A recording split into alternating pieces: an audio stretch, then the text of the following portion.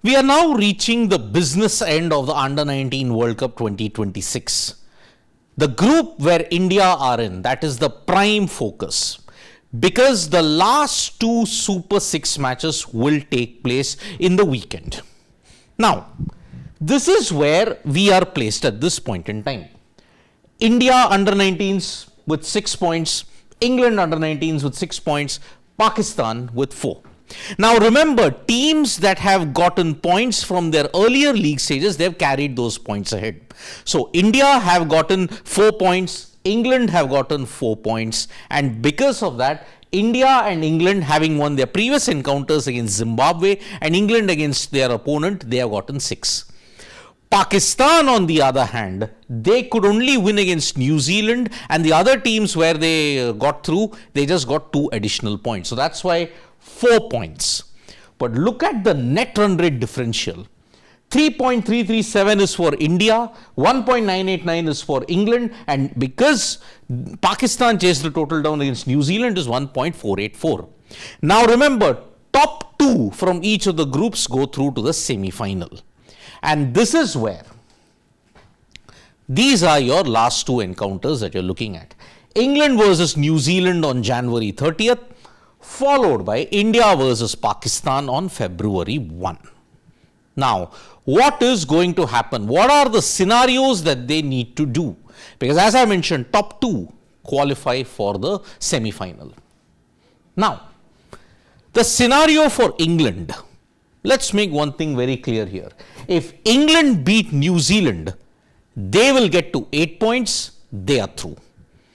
Bangladesh, New Zealand and several of the other teams are already eliminated. So that is why if England beat New Zealand, they are through to the semi-final. But if New Zealand beat England and Pakistan win by a big margin versus India, England are eliminated. So that is why if New Zealand do the unthinkable, remember New Zealand haven't won any of their Super 6 encounters. So if they lose, if they beat England, then England will have to hope Pakistan do not win big against India. So that is why if Pakistan win by a big margin, that is the caveat that is there. What about Pakistan?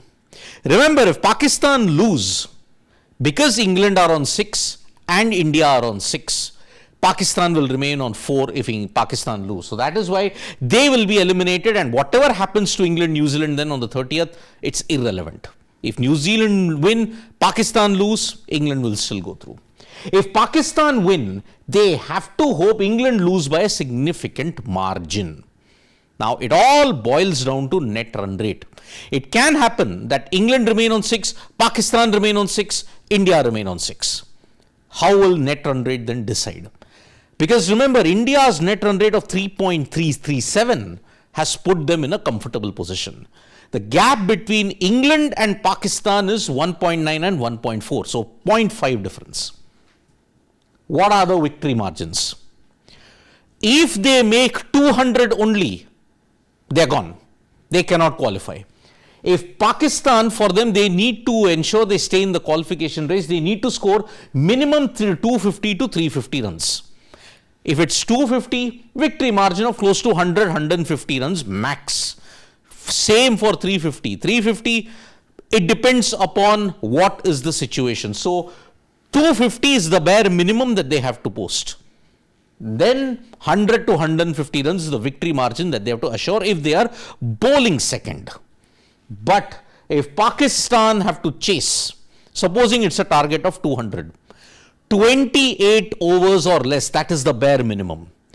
250, 25 overs. 350, 19 overs. So bigger the target, lesser number of overs Pakistan will need. So that is why they are facing an uphill task at this point in time. What about India? If India lose, they must hope England or Pakistan do not win by big margins.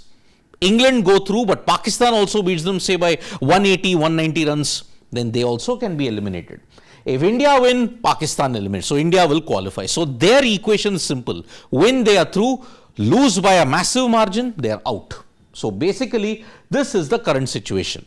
India, Pakistan at this point in time, they just have to ensure that they do not win by big margins. For Pakistan, they do not have to lose by big margins, but they have to hope England loses it. So that is why we are reaching a very interesting stage in the Under-19 World Cup. Thank you so much, folks, for joining us for this video. Subscribe to Sports Today for all the latest news and analysis.